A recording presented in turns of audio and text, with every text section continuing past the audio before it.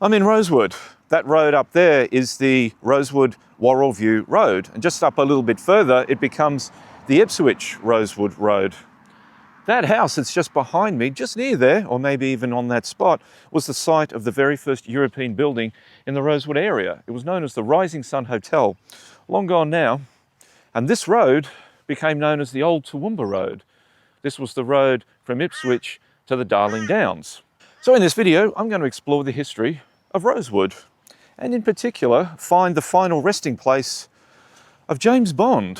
The Brigalow Scrub was the largest of its kind in the world. It covered the area from Rosewood to Lowood, and from Haigsley to Hatton Vale in the west. And all of it out there, as far as the eye could see, was the dense Rosewood Scrub. The traditional owners of this area are identified as the Yagara, Yuggera and Yugarapal peoples. The Aboriginal name for the scrub was Kalpanbi, meaning all Brigalow scrub. Persistent explorer Alan Cunningham described the scrub as impervious bushes. In the 1840s, Ludwig Leichhardt explored the area, and he commented that the scrub was perfectly impervious. Perhaps the oldest map of the Rosewood area is this one. It charts the road to Calvert. You can see the edge of the Rosewood Scrub is north of the river. As early as 1851, coach services were running between Ipswich and Drayton, part of Toowoomba, carrying goods, passengers and mail. While I'm here, that's Rosewood Warrelview Road just there, and the road makes a sharp turn around that way. But here, you see how it dead ends? That is where the road used to continue onto Toowoomba. This is part of the old Toowoomba Road, and they call it here, they've got a sign, here they call it Old Grantchester Road. As mentioned previously, this is the old road to Toowoomba, and that house over there is roughly the site of the Rising Sun Hotel. The first one, in fact, I think it was the Rising Sun Inn, built in 1857. It was a two-storey wooden building. I'd happily live in the country if I wasn't so terrified of it. In 1865, the railway line came through here. It ran from Ipswich to a place called Biggs Camp, later known as Grantchester. The workers who were here building the railway line just lived in tents in the surrounding area. If they were here now, I could walk past them. I'd be walking past tents. To Queensland Governor George Bowen, Biggs Camp sounded like Big Scamp. By the way, the name Biggs comes from Frederick and Francis Bigg, who drove their cattle north looking for land and established the Mount Brisbane station. Governor Bowen half-translated Biggs Camp into Latin, and he came up with Grantchester. The word Chester comes from the Latin word castrum, meaning a fortified place. It entered Old English and became Cester, as in Leicester, Cirencester, Colchester, Chester, Doncaster, Dorchester, Gloucester, and my favourite one, Toaster. But to save money, the colonial Queensland government chose the narrow gauge rail, not the wider, more expensive one. Right, where are we? This is School Road, because there's a school right there. Just over that way, on that corner, where there's School Road going onto Mill Street, on the corner here, just where those trees are, that was the site of John Farrell's house. Now, he was an Irishman who worked on the railways, the railway construction between Grantchester and Ipswich. And for whatever reason, he was given the job of looking after, I suppose, the railway interests here. I mean, there was nothing else here apart from the old Rising Sun Inn, which is just down the road that way. So he built a house there. It's considered to be the first European house in Rosewood. So I'm guessing at some point, this is the mid-1860s, sort of maybe 1866, I'm guessing School Road maybe, and this is just a hypothesis, maybe School Road was put through at that time to link the old Toowoomba Road, which is down there and where the old inn is, and up to the train station, because you come up here, as these cars are now, and you can hang a left and go to the train station. Soon afterwards, a conditional stop was created here A conditional stop was a place that the train stopped at only if someone actually wanted to get on or off. Otherwise, it just kept going. And that place needed a name, so they called it Rosewood Gate. And then it was in 1877 that Rosewood Gate became a regular stopping off point on this train line. The huge scrub was gradually hacked into, then areas burnt to finish off the job. Land in and around the scrub was now being offered at £1 per acre. The 1868 Alienation of Crown Lands Act allowed for land in the area to be subdivided and made available for purchase. Up until then, there were pastoral stations, or runs, that controlled huge areas. The Alienation Act dictated that the land was to be made available to many more people for farming. This is where we see the arrival of Germans into the area. British folk took easier to work lands outside of the scrub, but the later arriving Germans had to contend with what seemed to be the less desirable land. But they were industrious and determined to make a success of their new home. So many arrived that a traveller passing through here would hear German and not English being spoken on most of the farms. Coal mining was underway in the 1870s. Most of these were very small operations. Sometimes a farmer would dig a well and inadvertently come across coal, which he'd then attempt to mine. Most mines only lasted a few short years, though some grew into larger operations. Just across the road there is the Rosewood State School. Now, I've got some details about it because I want to get this right. The school was established in 1872 as the Rosewood Provisional School, but at first, because it wasn't ready, classes for the kids were held down the road at the original Rising Sun Hotel on the old Toowoomba Road. So the school became known as the Rosewood Gate number 131 School. Catchy title. And it became the Rosewood State School in 1887. Oh, and by the way, 2025 marks the 150th anniversary of the school. And that's cool. Perhaps the most iconic building in Rosewood is the Rosewood Hotel. Out the front it says it was established in 1870. There is a difference of opinion about that. It seems to be it was in the 1870s, but it might have been 1874 or 1879. Another website I recall even said it might have dated from 1865 when the railway was put through. Anyway, I'll let the locals nut that one out. The current building dates to 1914 because there was a fire that swept through Rosewood in 1914.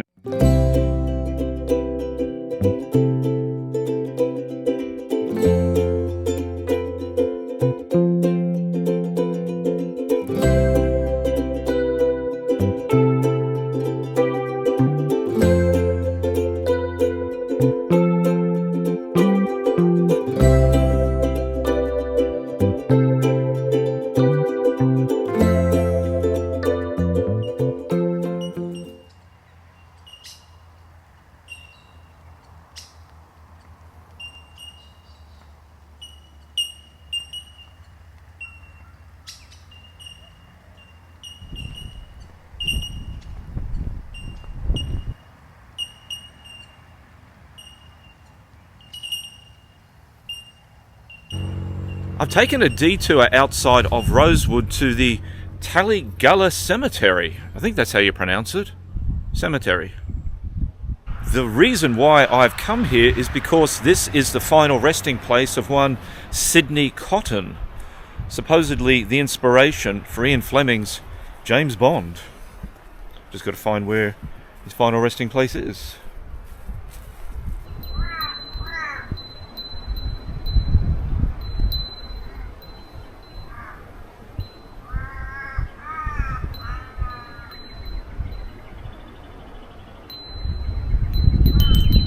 Sidney Cotton was born in Proserpine, but he grew up for a while in Grantchester, which is not far from here. During World War I, he took himself over to Britain because he wanted to fight, and he soon became known as a lover of gadgets, fast cars, and women. Very much a playboy. He befriended Ian Fleming, and then Fleming, I suppose, very much influenced by Cotton's playboy lifestyle, that he started creating the character of James Bond.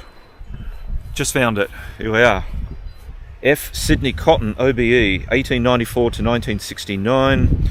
Pioneer aviator, inventor, spy. He marched to the beat of a different drummer. Incredible to think that this is the final resting place of James Bond.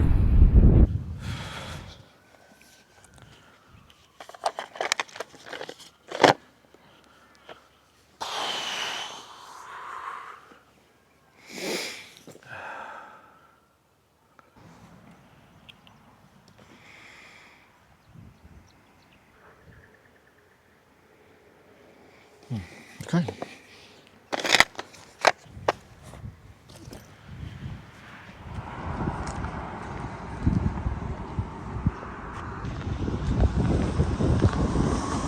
The showgrounds. In 1877, the first Rosewood show was held at the school. It was an indoor event.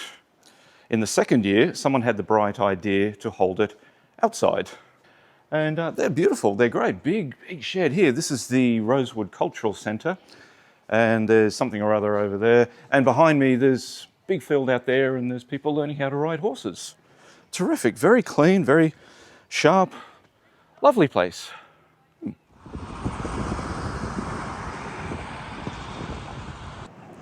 The second Rising Sun Hotel, built in 1878, was constructed more or less on the spot where the current one is. Built in 1878 and then burnt down in 1878 and was promptly rebuilt. In 1879, the name of the town was changed from Rosewood Gate to Rosewood. This may have been a result of the introduction of divisional boards, an early example of local councils. There were 74 different boards created within Queensland, and Rosewood found itself within the Walloon Division. Most of their early duties were the making and repair of roads and bridges. The board's head office was here in Marburg, and this is it, this tiny little two-room building.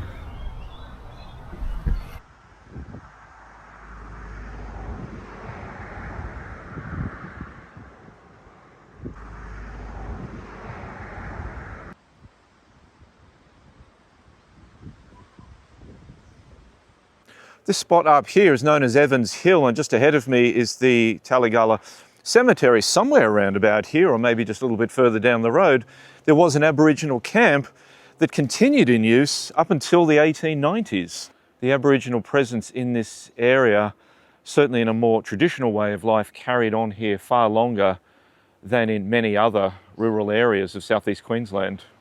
The Brisbane Courier of Saturday the 5th of November 1881 noted that due to the rapidly increasing population of the Rosewood Scrub, they were wanting a tri-weekly mail run to Minden and Marburg.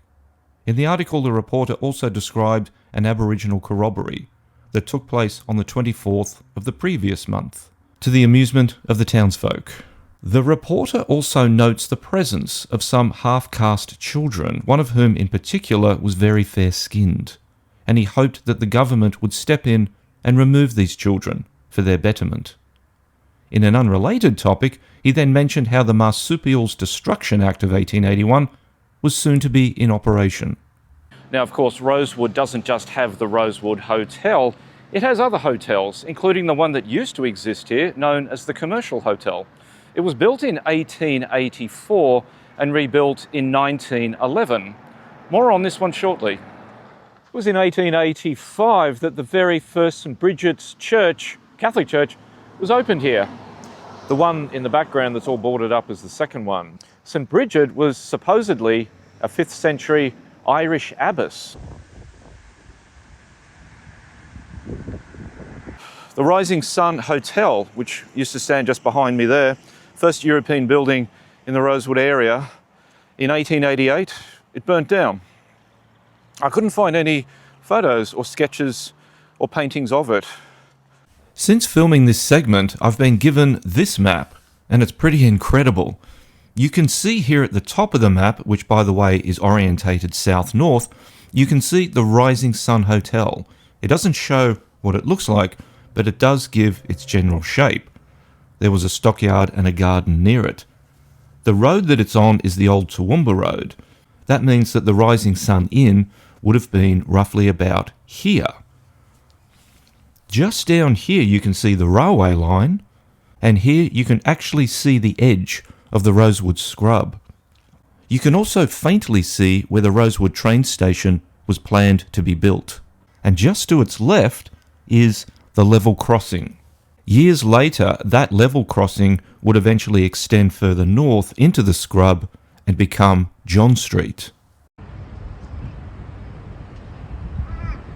Apart from the commercial hotel and the Rosewood Hotel, there is a third one here. This is the Royal George Hotel. It was built in 1890, though when it was built, it was known simply as the George Hotel. In 1933, it burnt down, and in 1934, it was rebuilt and renamed as the Royal George Hotel, named after King George V.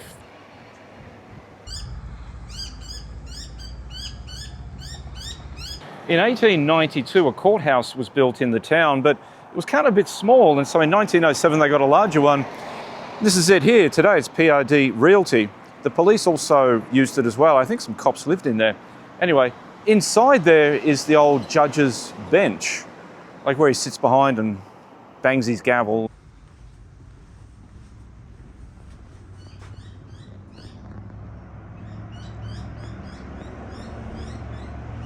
The current Rising Sun Hotel was substantially rebuilt in 1909, and that's the one that's across the road today. Real landmark in the Rosewood area.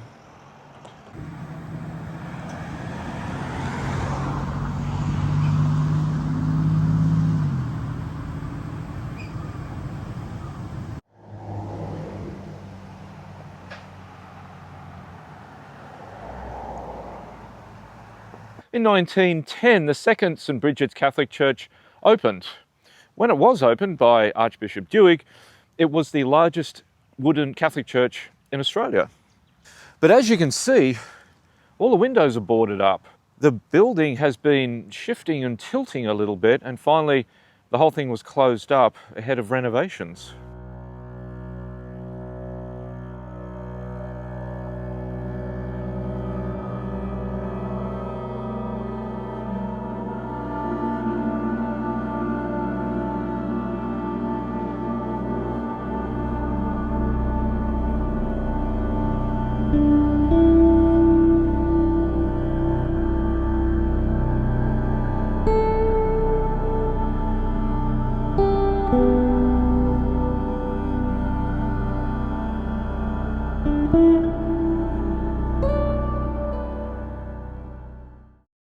The Rosewood School of Arts building was opened in 1912.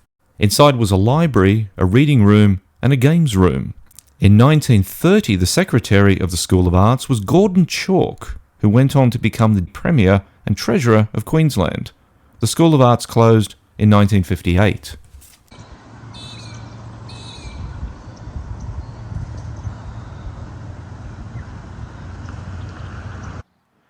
I'm standing on a remnant of the old Rosewood to Marburg branch line. This opened in 1912, and it was designed to link the two settlements for passengers, goods, cargo, and animals. Within a decade, though, the passenger numbers dwindled, mainly because of the frequent stops to get cargo and animals on and off the train. The branch line closed in sections between 1964 and 1979, so it's been abandoned for a very long time. Now, I'm pretty sure you're not supposed to be here. When I was just talking to the camera, I saw, looks like a little train station just up ahead. I'm sure I'm not the first person who's walked along here. I've got to stop trespassing. I've always said don't trespass, and now I'm the worst offender.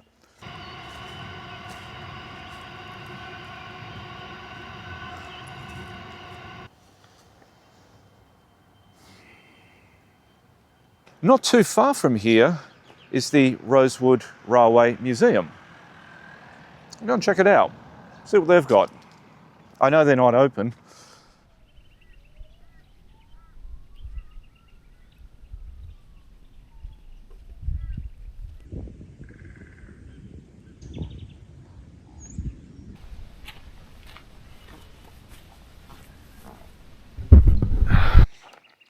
I'm just waiting for someone to come along and open up the railway museum so I can get some shots.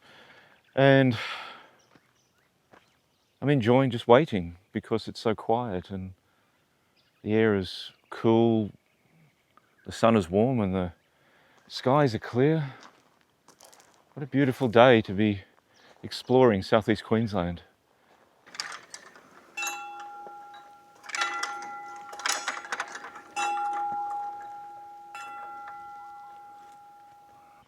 I've been told that where the Railway Museum was actually a train station, and it was called Come Colour. This awning here, look at this. See this huge awning? This actually comes from South Brisbane train station. It was built in 1900 and it was moved here in 1991. It was dismantled in 1985 from South Brisbane. Now this one here is called Red Fred. There's Red Fred. And it's actually a truck. It's got a truck engine on the front here. And I can open this up. Excellent. Go in and take a look. Wow. Look at this. Isn't this great? I can't even drive a manual car, so I have absolutely no idea how well that works. And step across. Okay. Or up here and step across. I'll get that way. Wow.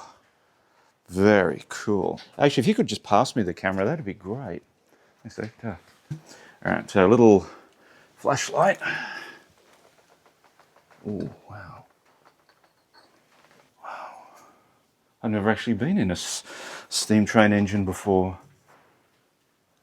So as you can see here, there's quite a number of railway lines running through here, and these are original tracks. They haven't just been put here for decoration.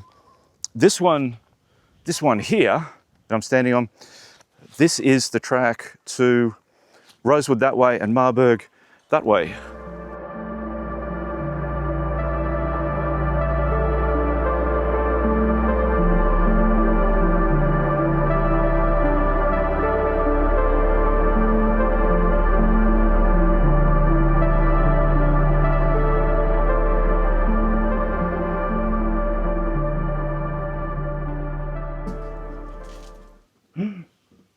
I wonder if there's big spiders in here. There's a lot of cobwebs. I'm fairly terrified. Bathroom.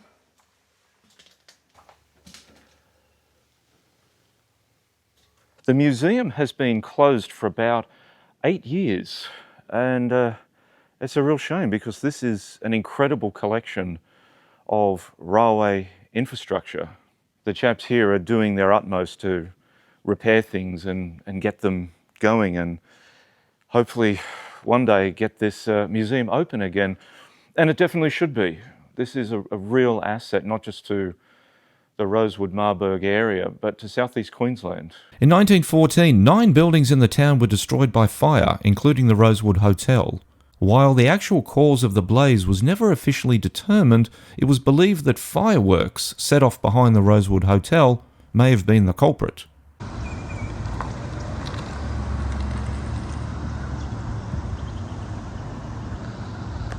This here is Stevens Road. This area here was once known as the Lanefield Colliery, deep underground coal mines. Many years ago, some of the miners found dinosaur footprints in the coal. This whole area once was a huge swampy environment.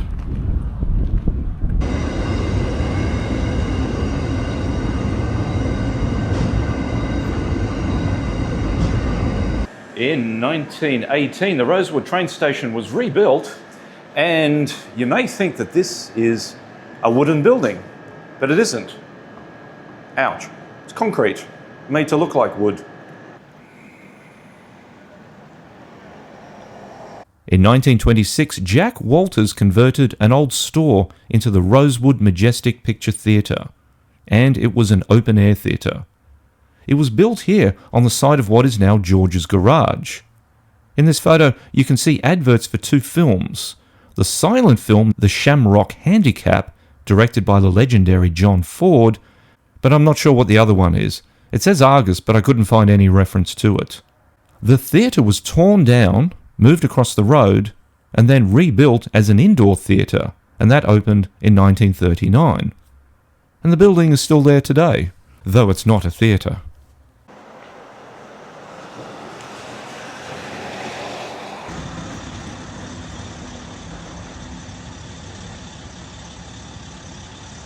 Behind me is the site of where the commercial hotel used to exist. It burnt down, and apparently this was open ground for many years. Now it houses a Cobb & Co coach, which actually is kind of ironic. I mean, it's a nice little setup they've got here. It's terrific. But I've been told that Cobb & Co never actually came through this town. Anyway, Rosewood's got it.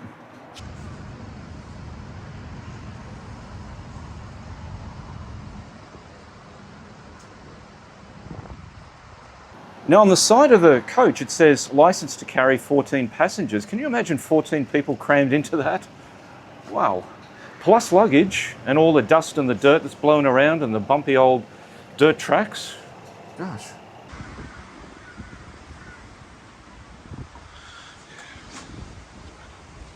So from what I understand, it's been closed for about 5 years. It's going to take about $3 million to make it safe again. But it doesn't look like there's a lot happening there. It's boarded up and fenced, and that's about it. From what I can see, there's no work going on at the site unless they're all indoors.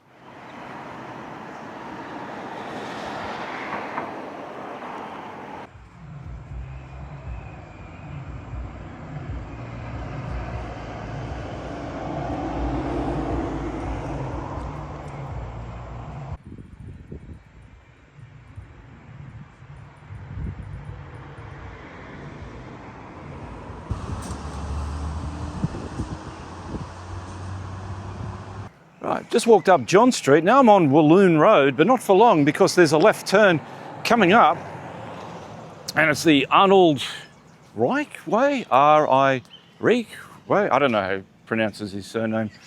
Anyway, this is his walk. This is Arnold's walk. This area to the left, this is replanting. What they're trying to do here and a couple of other places is recreate as best they can the old brigalow, the old scrub. So this place here gives you some idea of what it used to look like. Oh, there's a lot of bats too.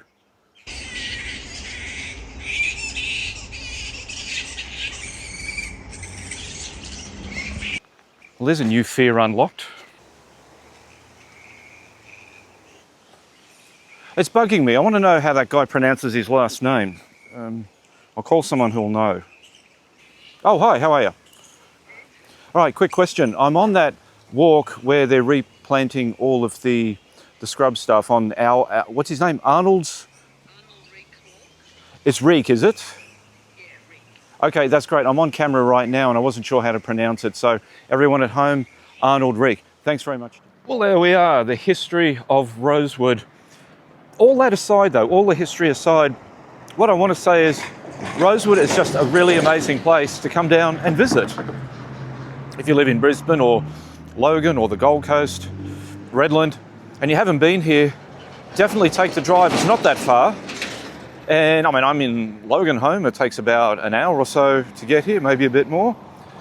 Go down the Warrego Highway, go through Marburg, beautiful countryside, and then come on down here to the town. And thanks for watching. If you like the content, please hit that like and the subscribe button. And I'll see you again on the next walk. And I honestly can't remember where I parked.